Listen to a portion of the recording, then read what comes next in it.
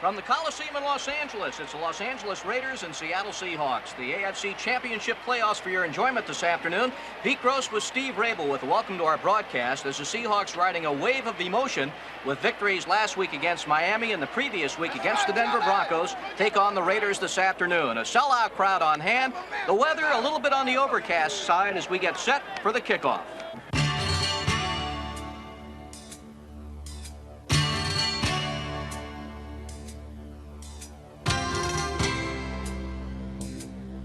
When the Seattle Seahawks fell to the eventual world champions in the AFC title game, the clock finally struck 12 on a Cinderella season that had provided football's most compelling story of 1983.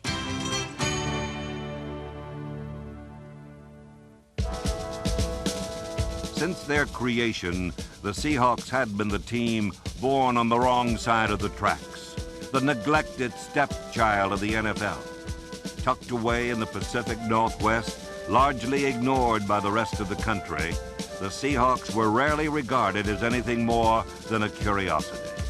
But that all began to change in 1983 when team president Mike McCormick selected Chuck Knox as Seattle's new coach. He's a player's coach. He's always been a straight shooter, and if he tells you something, you can rely on it. And that's one of the main reasons that I came here, because he knows me and I know him, and I know exactly what he tells me. That's the way it's going to be. He gets down on the ground with the linemen and, puts his hat on backwards, and he shows them what he wants done. All the coaches know X's and O's. He just gets his players to believe in the way he wants his X's and O's run. These players in Seattle have never won. Consequently, it's very, very difficult for them to find that little minute difference of what it takes to get from the have-nots to becoming one of the haves. They have never been able to rise to the occasion and win the one game that would put them in the playoffs, for example. And somewhere we've got to find a way to break that barrier. By relying on a carefully crafted plan that had brought success in the past, Chuck Knox would lead the Seahawks to their greatest season ever. The first move in Knox's plan was the acquisition of a game-breaking runner. Top draft pick Curt made sudden impact on the very first play of his pro career. Seattle set to go with their first offensive play. Warner gets a pitch from Zorn, takes off around the left side, slips a tackle to the 25 up the sidelines, the 35-40. He might go all the way. He's at the 40. He's down the sideline. Eyebrows were raised when the Seahawks mortgaged 3 draft choices to get Warner. But by the end of the year, when Curt won the conference rushing title, there were no complaints.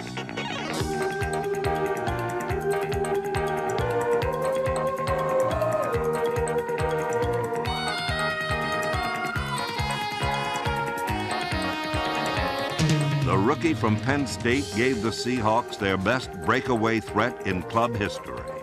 Never before had one player so clearly altered this team's course, and none had accomplished such a feat in more stylish fashion.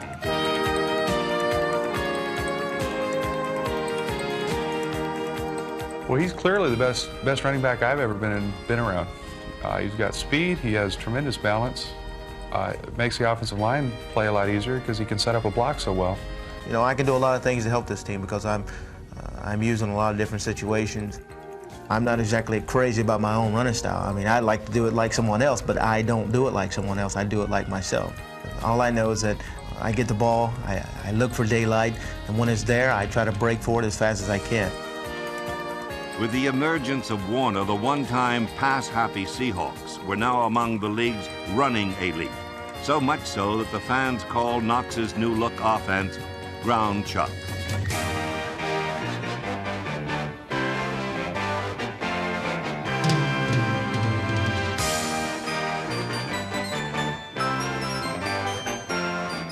Our offense is a little bit more complex than it was in the past.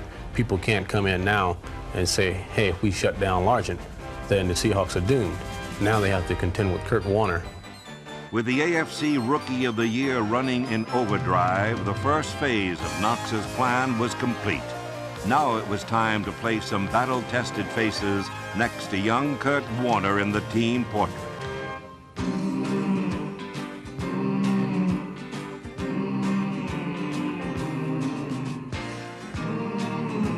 Their names were Bryant, McKenzie, Young, Jackson, and Bush. Veterans, well-schooled in the ways of winning. Men who Chuck Knox knew could provide badly needed leadership for the young Seahawks. We have some great talent on this ball club, and if I didn't think these guys could do it, I don't think I'd be here today. I feel like this ball club can be right in the thick of things when it all boils down. If we don't be in the playoffs this year, I'll be disappointed.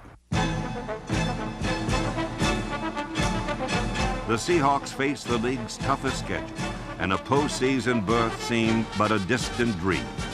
But if the defense could play its part in Knox's master plan, then the playoffs might not be out of reach.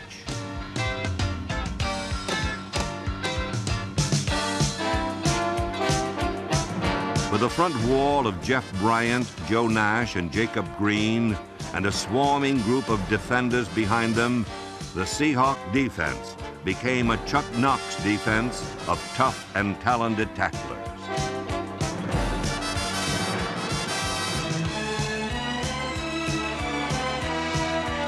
Linebackers Keith Butler, Bruce Schultz, Joe Norman, Greg Gaines, and Shelton Robinson were joined by a thriller named Michael Jackson. A spiller named Dave Brown, and a chiller in All-Pro Kenny Easley.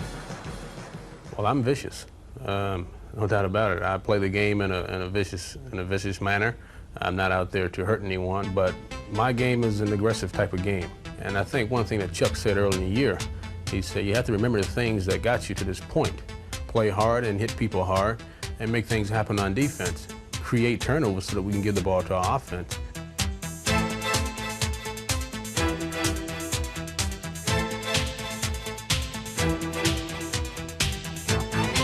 Turnovers, the specialty of the house for the Seahawk defense, with John Harris, Kerry Justin, Keith Simpson, and others in the secondary. No other conference team took the ball away from the opposition more often than Seattle. And few teams could transform those turnovers into touchdowns quite like the Seahawks.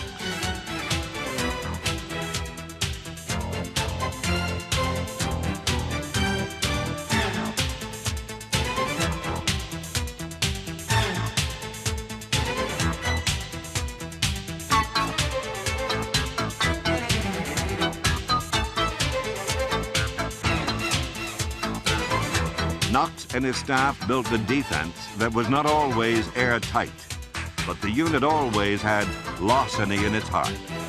A classic example was Seattle's first meeting with the Los Angeles Raiders.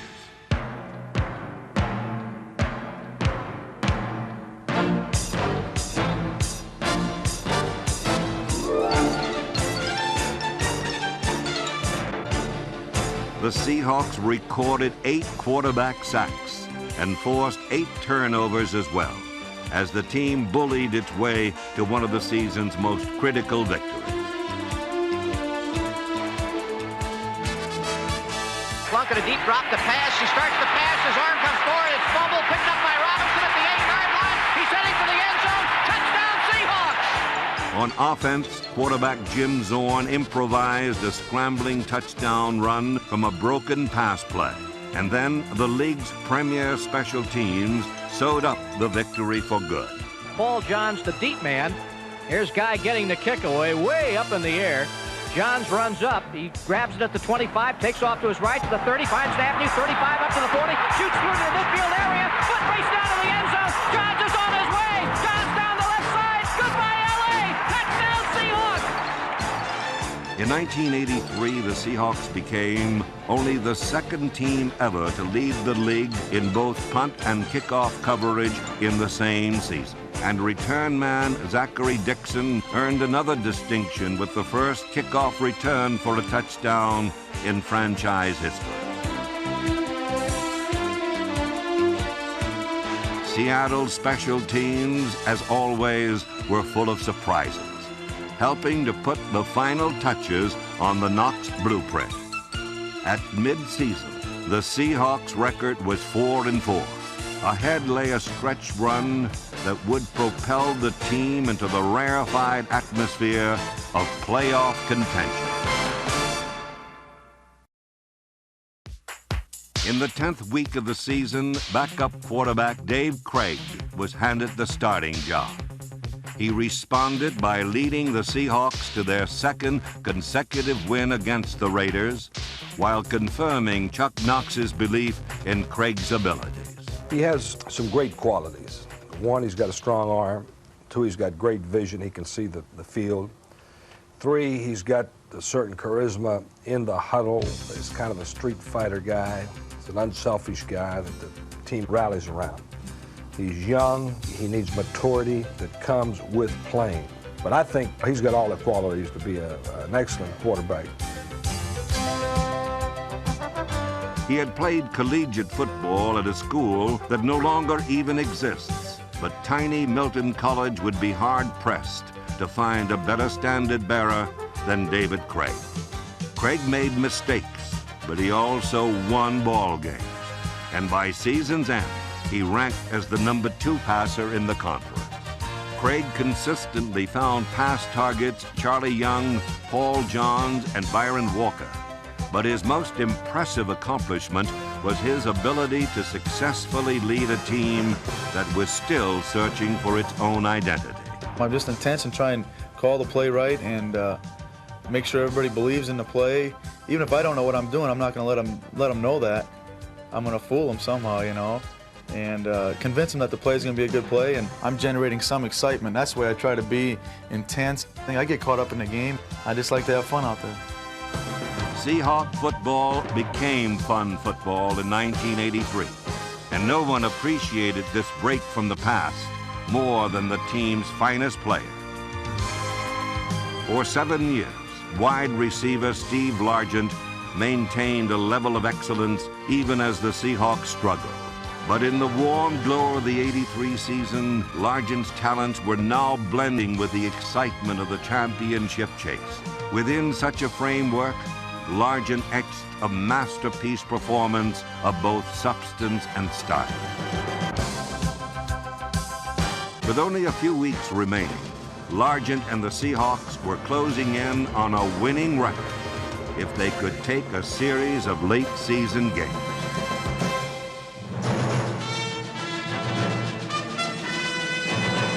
The first encounter was a wild shootout with the Kansas City Chiefs. In the third highest scoring contest in NFL history, the Seahawks tied the game in the closing moments of regulation, then called on their leading scorer to win it in overtime. Norm Johnson is going to try this one from 42. Here's the ball game. Ball is down. Johnson's kick. He's got distance. Give me three. It's all over. Explosive offense made the difference against the Chiefs, but it was sturdy defense and a little bit of luck that earned Seattle a victory in the Meadowlands against the New York Giants.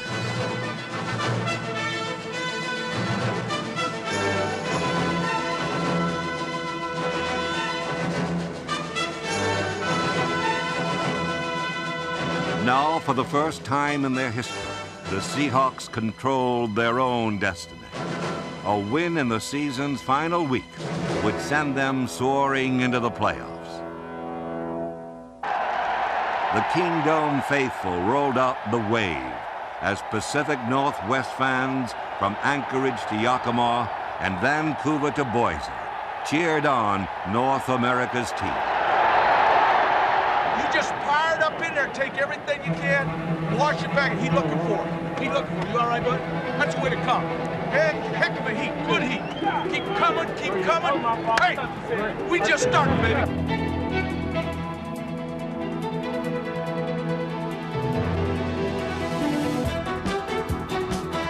The Seahawks and their fans had waited 8 years for this moment, and there was no way the New England Patriots were going to spoil it. In their best effort of the season, the Seahawks put on a football clinic. 1st and 10 at the Patriot 46. Krieg a play fake, back to pass, throwing deep up the right side. Largent's in front. Does he have it? He does! Touchdown, Seahawks! Krieg ran for one score, then passed to Dan Dornick for nothing, as Seattle rolled to a 24-6 triumph and their first ever berth in the playoffs. The fans on their feet. The Seahawks heading for the middle of the field and put Chuck Knox on their shoulders and bring him to the center of the field as Chuck Knox gets a free ride. In a jubilant locker room celebration, the victorious Seahawks savored their greatest triumph, a victory that would have been unthinkable just a few months before. And then, in a unique salute to the fans, the team took a King Dome curtain call. The Cinderella Seahawks were now on their way to the playoff ball. This afternoon at the Kingdome, for the first time in their 8-year history, the Seattle Seahawks in the playoffs against the Denver Broncos. Hello, everybody. Pete Gross with Steve Rabel, and a welcome to the Kingdome this afternoon as the Seahawks are going to be in the National League football playoffs, and this is indeed a great day for the city of Seattle and the entire Northwest. The Seahawk defense quickly set the tone for the afternoon, and it was not very friendly.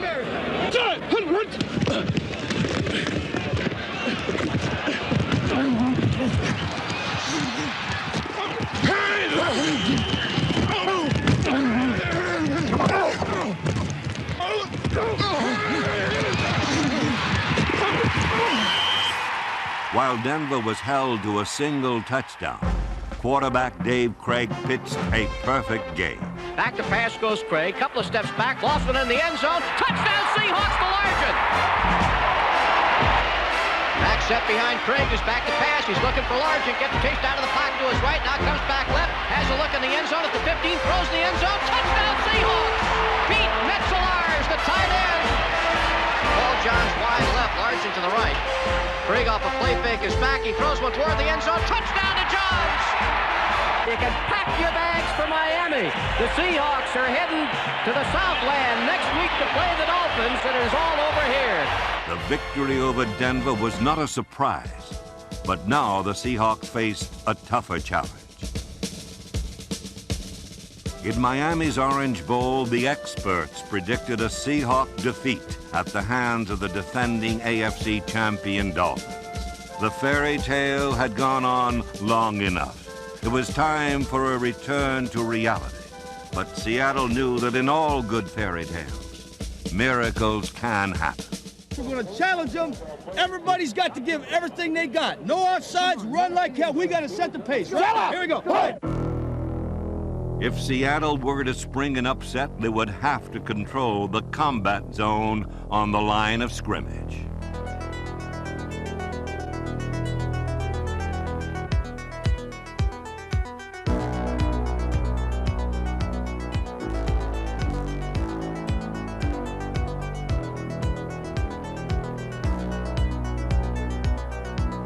The front wall of Bailey, Bush, Essink, Pratt, and August cut down the killer bees of the Miami defense, and the disbelieving experts watched as the Seahawks took command.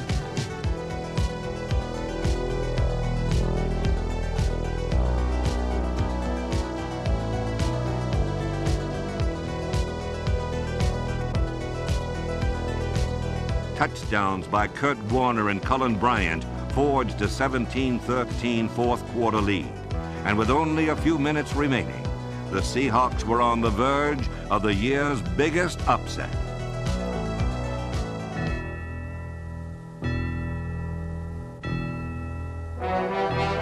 But then the chimes of midnight abruptly sounded, and Cinderella's dream appeared to be over.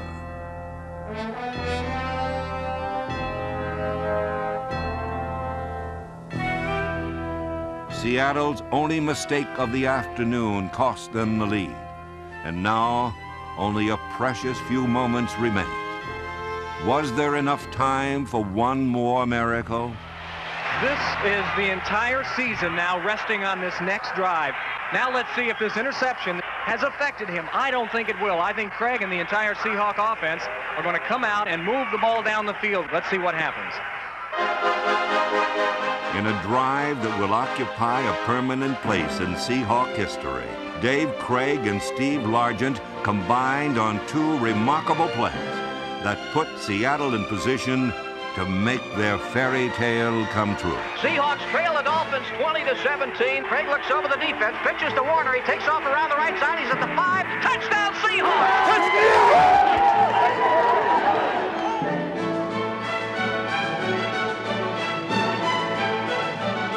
The Seahawks are going to play in the AFC Championship game next week.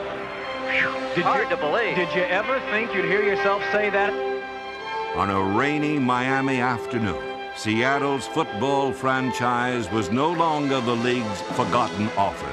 The Cinderella Seahawks were now dancing well past midnight in a glass slipper that had a perfect fit. When you have faith in yourself, faith in your ability, what God can do for you, you can go anywhere. And it is proven here today. Nobody in the country believes that we can do it but us.